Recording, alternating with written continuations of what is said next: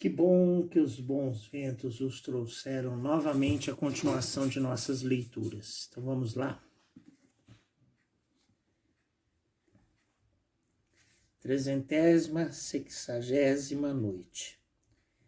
Como sempre, sua irmã Dinazarda acordou Sherazade para que continuasse a história da noite anterior e ela prosseguiu assim. Com essas promessas do califa, Cogia Hassan se prostrou perante o seu trono, tocou com a fronte no tapete em que estava coberto e, depois de ter se levantado, comendador dos crentes, disse ele: qualquer outro que não fosse eu, que não sentisse a sua consciência tão pura e tão limpa como eu, poderia perturbar-se, recebendo a ordem de vir aparecer diante do trono de Vossa Majestade. Mas como nunca tive para com ela senão sentimentos de respeito e de veneração, e como nada cometi contra a obediência que lhe devo, nem contra as leis que pudesse atrair-me a sua indignação, a única coisa que me desgostou foi apenas o receio que tive de me perturbar na sua presença. Todavia, confiado na bondade que é fama pública que Vossa Majestade recebe e ouve o menor dos seus vassalos, sosseguei, e não duvidei que Vossa Majestade me desse o ânimo e a confiança de preocupar-lhe a satisfação que poderia exigir de mim. Comendador dos crentes, o que Vossa Majestade acaba de fazer-me experimentar, concedendo-me a sua poderosa proteção sem saber se a mereço. Espero, todavia, que será do meu parecer quando, para satisfazer ao seu mandato, narrar minhas aventuras. Feito este pequeno cumprimento para conciliar a benevolência e a atenção do califa, e depois de ter, durante alguns instantes, trazido a sua lembrança o que tinha que dizer, Cogia Hassan continuou a falar nesses termos. História de Cogia Hassan. Comendador dos crentes, disse ele, para melhor dar a entender a Vossa Majestade, porque vias alcancei a grande felicidade de que gozo, devo, primeiro que tudo, principiar por falar de dois amigos íntimos, cidadãos desta mesma cidade de Bagdá, que ainda vivem e que podem dar provas da verdade, aos quais sou devedor dela depois de Deus, o primeiro autor de toda a felicidade. Chamam-me esses dois amigos, um Saad e Saad o outro. Saad, que é extremamente rico, foi sempre de parecer que um homem não pode ser feliz neste mundo senão tendo bens e grandes riquezas para viver isento da dependência de quem quer que seja. Saad é de parecer diverso. Diz que importa verdadeiramente ter riquezas porquanto são necessárias à vida, mas sustenta que a virtude deve fazer a felicidade dos homens sem outro afinco aos bens mundanos, senão pelas precisões que pode haver deles e para fazer liberalidades à proporção deles. Saad é deste número e vive felicíssimo e contentíssimo no estado em que se acha.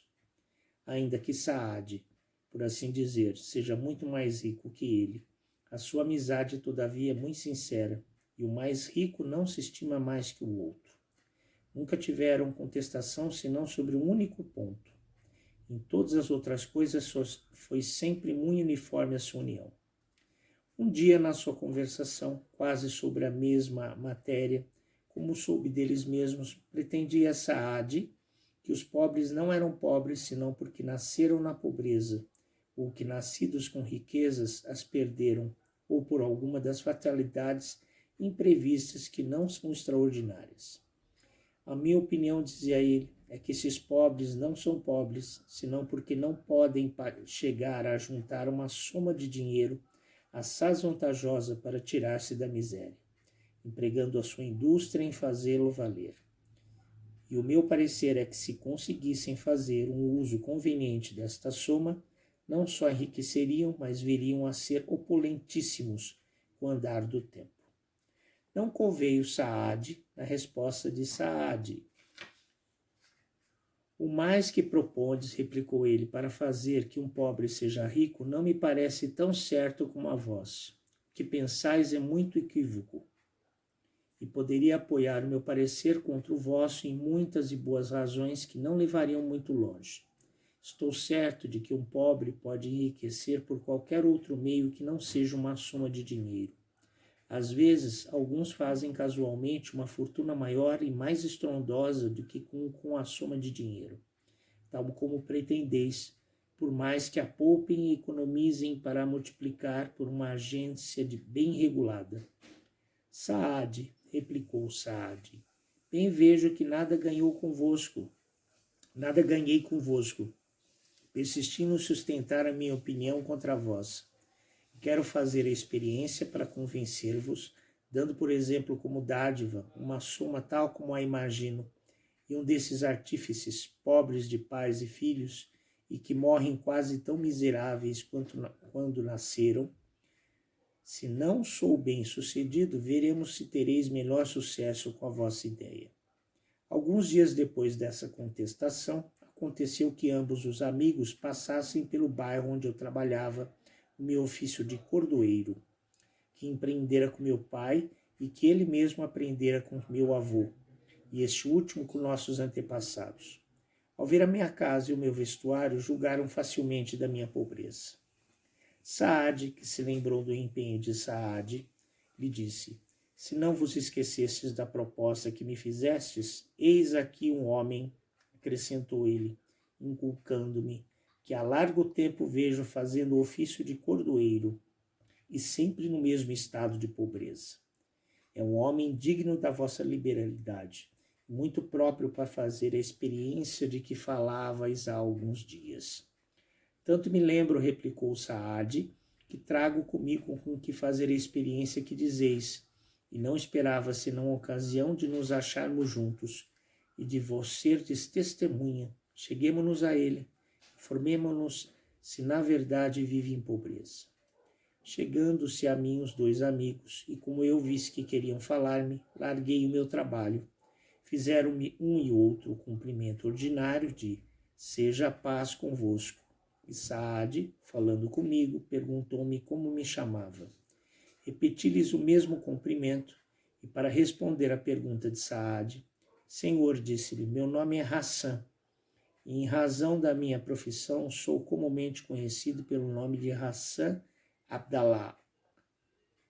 Hassan, replicou Saad, como não há ofício que não sustente aquele que o exerce, creio que o vosso vos dá que passar comodamente, e até me admiro que desde o tempo em que os exercitais não só tenhais posto de parte alguma coisa, mas ainda comprado uma boa provisão de cânhamo para fazer mais obra, quer trabalhando vós mesmos, quer fazendo trabalhar jornaleiros que tereis tomado para ajudar-vos e para pôr-vos insensivelmente mais ao vosso cômodo. Senhor, repliquei-lhe, cessareis de admirar-vos que não forre coisa alguma, e que não tome o caminho de dizeis para enriquecer, quando souberes que com todo o trabalho que posso fazer desde a manhã até a noite, custa-me a ganhar com que sustentar-me, a mim e a minha família, com pão e legumes. Tenho mulher e 5 filhos, e nenhum deles em idade de ajustar-me em coisa alguma. É preciso sustentá-los e vesti-los, e numa família, por pequena que seja, há sempre muitas coisas necessárias, sem as quais não se pode passar. Ainda que o cânhamo não seja caro, precisa-se todavia de dinheiro para comprá-lo, e é o primeiro que ponho de parte da venda das minhas obras. A não ser assim, não me seria possível suprir a despesa de minha casa. Julgai, Senhor, acrescentei, se é possível que forre alguma coisa para passar com mais cômodo eu e a minha família. Basta-nos que sejamos contentes do pouco que Deus nos dá e que nos tire o conhecimento e o desejo do que nos falta. Mas não achamos que não nos falte coisa alguma quando temos para viver o que costumamos ter e não nós nos vemos na necessidade de pedir a ninguém. Tendo contado tudo isso humildemente a Saad, Hassan, disse-me ele, tomais esta bolsa, nela achareis 200 moedas de ouro bem contadas. Rogo a Deus que as abençoe e que vos faça a graça de fazer dela o bom uso que desejo. E crede que o meu amigo Saad, que presente está, e eu, teremos grande gosto quando soubermos que vos serão servido para fazer-vos mais feliz do que sois presentemente. Percebendo que já era dia, cessou Sherazade de falar nesse instante. Ah, Hassan, será que esta aposta entre os dois amigos de nomes parecidos, Saad e Saad, chegará a bom termo? Qual deles terá razão? E Cogia Hassan conseguirá mudar a sua vida e viver mais comodamente? Veremos na continuação dessa história amanhã. Aguardo todos vocês. Alabei.